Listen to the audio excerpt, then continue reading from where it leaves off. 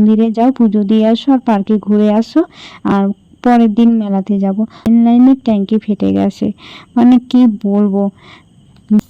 আর কি বলতো, একটা মেলা হোক আর বাড়ির পুজো হোক, বাড়ির মেয়ে না থাকলে সেটা।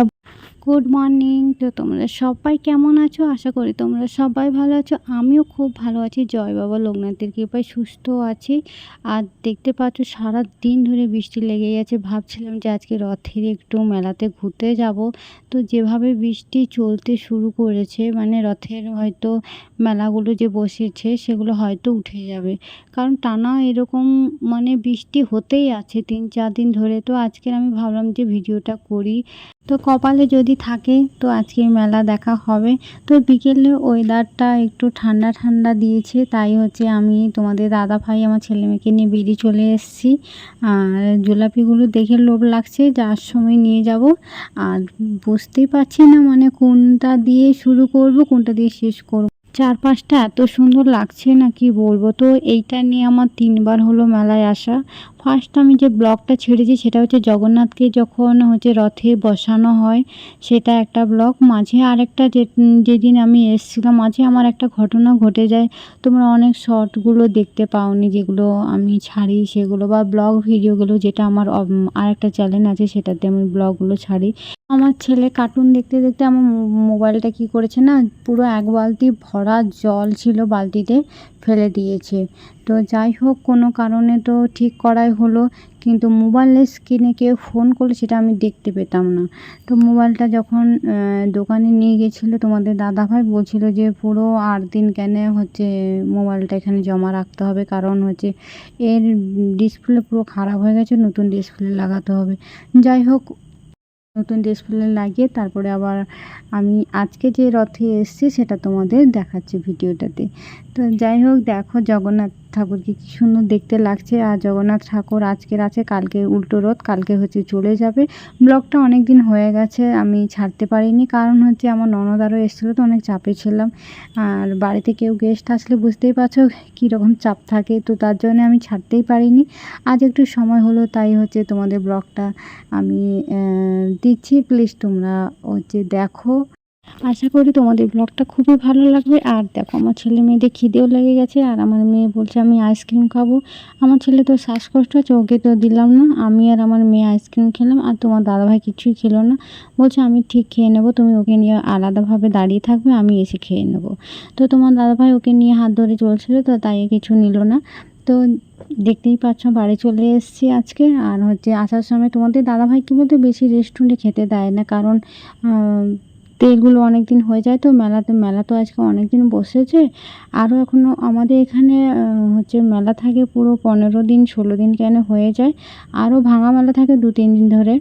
তো বৃষ্টির দিনে চিকেন রান্না করছি রাতের বেলা। তো তোমরা যদি খেতে চাইলে ঝটপট চলে আসো, তোমরা আস্তে আস্তে আমার রান্না কমপ্লিট হয়ে যাবে, আর রান্নাটা দেখতেই থাকো। আমি সেরকম রান্নাটা আমি করবো না, সিম্পলভাবেই করব, কারণ হচ্ছে আমরা বেশি তো মানে রিচ খাওয়াটা বেশি পছন্দ করি না, কম মশলা কম আর আমি বেশি ঝোলে আলু দেই না, দেই কম দেই।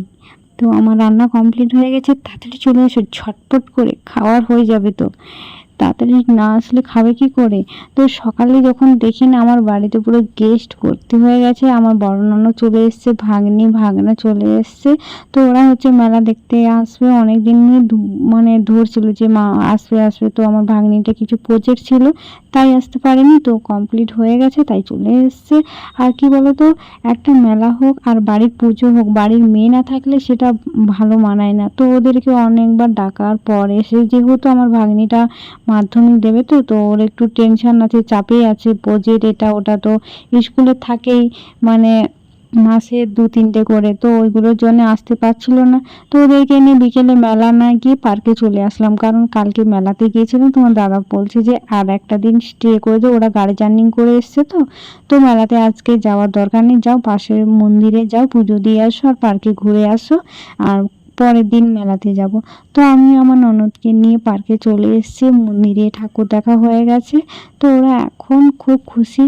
আর এই বৃষ্টি আবার সকাল থেকে পড়তে শুরু করেছে, আর ট্যাঙ্কি মেন লাইনের ট্যাঙ্কি ফেটে গেছে, মানে কি বলবো। জল তো নেই ট্যাঙ্কিতে। আমরা কি করেছি, বৃষ্টির জল বালতিতে ধরেছি, ধরে আমার বড় ননদ কি করছে, আমার দোপাট্টা মানে ওড়নাটা দিয়ে ছেঁকে নিচ্ছে, জলটা পরিষ্কার করে নিচ্ছে। তো আইডিয়াটা কেমন তোমরা কমেন্ট করে জানিও, যদি এই আইডিয়াটা তোমাদেরও কাজে লেগে যেতে পারে। তাই আমি একটা ভিডিও ক্লিপ তুলে রেখেছিলাম, সেটা আমি তোমাদেরকে দেখালাম। তো ট্যাঙ্কিতে জল না থাকলে আর বাড়িতে গেস্ট থাকলে বুঝতেই পারছো কীভাবে টেনশান হয়। মেন তো আমার টেনশান হয়েছিল, সারা রাত ঘুম হয়নি। আর বালতির জলগুলো আমিই ছেঁকেছিলাম, তো ভিডিওটা করব বলে আমার ননদকে দিয়েছি জল ছেঁকার জন্যে। তো এত জল তুলে নিয়েছি যে ট্যাঙ্কিতে জল না দিলেও কোনো অসুবিধা নেই। বালতি, হাঁড়ি, কড়া যা ছিল সব ভরে নিয়েছি। তো টানা 2 দিন ধরে বৃষ্টি পড়ছে, আর ওদেরকে যে মেলা নিয়ে যাব সেটা সৌভাগ্য হয়ে ওঠেনি। টানা 2 দিন পুরো লাগাতার বৃষ্টি হয়েছে। আমার ছেলে পড়তে গিয়েছিল, আর আমার ভাগ্নি হচ্ছে এই যে দেখো নিয়ে চলে এসে, এত বৃষ্টি পড়ছে না, তো 2 দিন বন্ধ করে আর 1 দিন যায়। তারপরে এরা এসছে, আরও পড়াটা নষ্ট হয়ে যাচ্ছে।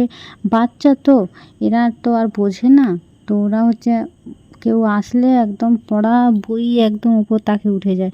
তো ফাইনালি বিকেলে একটু ওয়েদারটা ভালো দিতে আবার চলে এসেছি আমি হচ্ছে মেলা দেখতে। এটা আজকে হচ্ছে 4র্থ দিন, আর আমি ভাগ্নি আর আমি তোমাদের দেখাচ্ছি। আর এখানে কে কে আছে, তো পুরো একদম এক্সাইটেড হয়ে আছে ওরা, এত মেলা দেখার মানে জন্যে।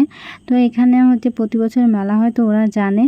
তো দেখো এখানে কি সুন্দর ফুলগুলো। আমি সেরকম কদিন যে এসেছিলাম সেরকম ভিডিও হয়তো সেরকম করতে পারিনি। আজকে ভাগ্নির সঙ্গে বেশি ভিডিও করেছি। বেশি ভিডিওটা আমার মোবাইলটা দিয়ে ভাগ্নি বেশি ভিডিও ক্লিপ তুলেছে, আমি কম তুলেছি। তো এখানে দেখো 160 টাকার জামা আছে অনেক, মানে পুরো মেলা শেষের দিকে তো মানে অনেক কমে দামে পাওয়া যায়, তো অনেকে কিনছে। তো তোমরা এখানে চিত্রালয় মেলাতে কে কে এসছো তোমরা প্লিজ কমেন্ট করে জানিও, আর ব্লগটা দেখতে থাকো, আশা করি তোমাদের খুব খুব ভালো লাগবে। আর লাইক কমেন্ট আর শেয়ার করতে ভুলো না যদি তোমাদের দিদিভাইটাকে একটু ভালোবাসা থাকে। তো আমার ভাগ্নি ঢুকলো, আমার বড় দিদি ঢুকলো, আমার বড় ননদ ঢুকলো, সবাই ঘুরে ঘুরে চলে আসলো, কিন্তু কারোর কিছু চুজ করতে পারছে না, মানে পছন্দ হচ্ছে না। আর দামে দরে কোয়ালিটি ভালো নয়, সব দোকানগুলো এসে ঘুরে ঘুরে যাচ্ছে। তো এইসব কানেরগুলো অনেক কমে তোমরা পেয়ে যেতে পারো। এর থেকেও আরও যদি 4-5 দিন দেরি করে কেউ আসো না, যখন নিজেতে বিছিয়ে দেবে, আরও দাম কমে পেয়ে যাবে তোমরা। তো আমরা তো এইসব কানে পরি না, মানে কানে পরি না বলতে পরি, এই শর্ট ভিডিও করার সময় হয়তো পরলাম, কিন্তু সব সময় কোথাও গেলে এগুলো পরি না আমরা। তো যাই হোক, আমি কিছু পলা দেখছিলাম, আমি আর আমার বড় ননদ পলা দেখছিলাম সবসময় রেগুলার ইউজের জন্য। দামটা খুবই কম, মানে 20 টাকা করে। উনি বলছে যে 20 টাকা করে, কিন্তু রেগুলার ইউজের জন্য খুবই সুন্দর।